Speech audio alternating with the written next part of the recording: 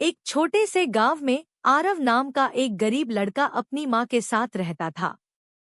उनके पास ज्यादा धन नहीं था, लेकिन दिल में माता रानी के प्रति अटूट श्रद्धा थी। आरव की माँ हर सुबह उठकर जय माता दी का जयकारा लगाती और पूरे घर में भक्ति का वातावरण बना देती। आरव भी बचपन से माता रानी की पूजा करता था।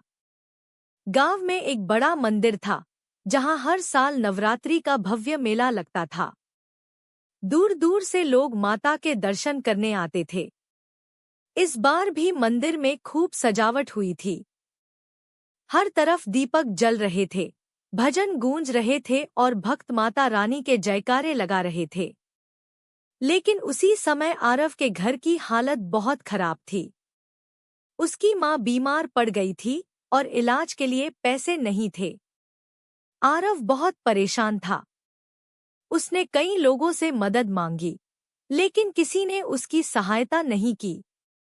दुखी होकर वह रात को मंदिर पहुंचा और माता रानी के सामने बैठ गया। उसकी आंखों से आंसू बह रहे थे। उसने हाथ जोड़कर कहा, हे माँ, मैं आपकी सच्चे मन से पूजा करता हूँ। मेरी माँ को ठीक कर दीजिए।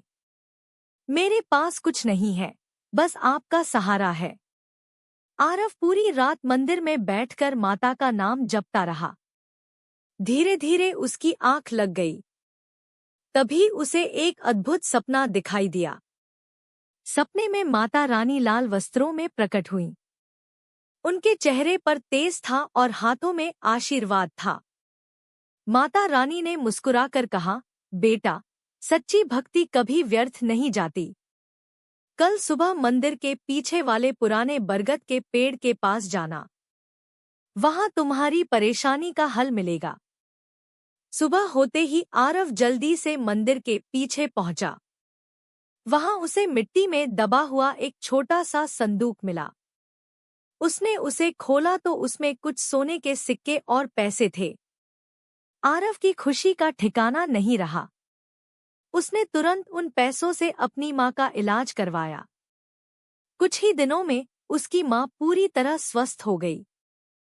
गांव के लोग यह चमत्कार देखकर हैरान रह गए। सब समझ गए कि यह माता रानी की कृपा है।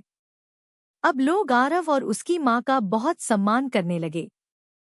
लेकिन आरव के मन में कभी घमंड नहीं आया। वह पहले की तरह ही माता रानी की सेवा करता रहा। कुछ समय बाद गांव में भयंकर सूखा पड़ गया। खेत सूखने लगे और लोगों के पास खाने तक की कमी हो गई। गांव वाले बहुत चिंतित थे।